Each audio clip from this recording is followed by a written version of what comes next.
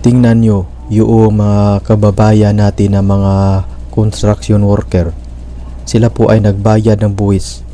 Tingnan nyo kung gaano kahirap yung trabaho po nila.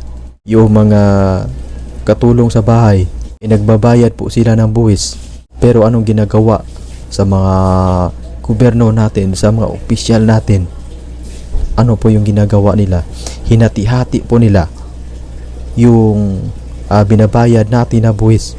Kaya dahil ni Martin Romualdez, nagkalitsi-litsi yung budget natin, nagkalitsi-litsi yung gobyerno natin dahil sa dalawang tao. So magandang gabi po sa ating lahat, at lalo na sa mga tagapagsubaybay sa ating mga video, at sa aking mga viewers na hindi pa nakapag-subscribe, paki-subscribe naman mga par, para palagi po kayo updated sa mga video reaction natin. So ngayon mga par ay magandang balita to kung sakaling matuloy, kasi sinabi po kanina sa isang congressman na si Kiko Barsaga, na sinasabi niya kanina mismo sa kanyang Facebook account.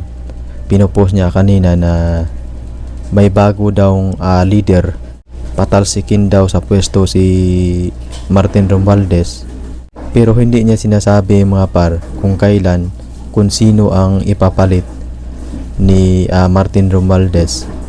Yun po ang hihintayin natin mga par, kasi magandang balita to kung sakaling matuloy. Kasi mga par, dahil kay Martin Romualdez at saka Saldico, nagkalitsi-litsi yung gobyerno natin, nagkalitsi-litsi yung budget natin. Kaliwat kanan ang nakawan, harap-harapan na po tayong niloko sa mga opisyal sa gobyerno na nabubuhay lamang sa mga buhis ng taong bayan.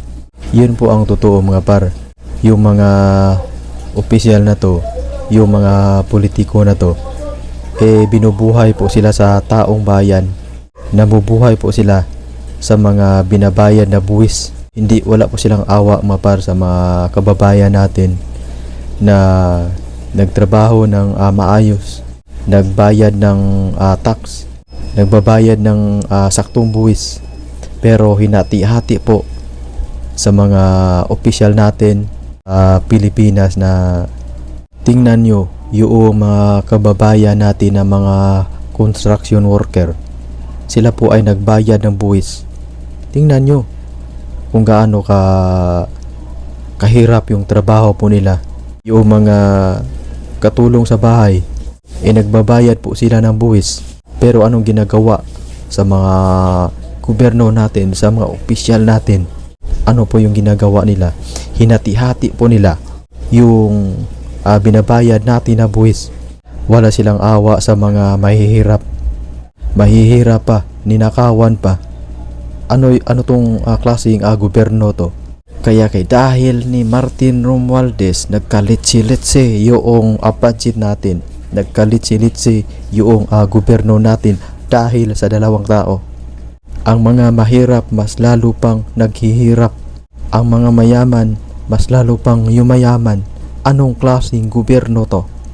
Anong klase itong mga politiko? Alam nyo bang mga par, ngayon lang ang pinakapastos na gobyerno. Harap-harapan na tayong ninakawan, harap-harapan na po tayong niloko.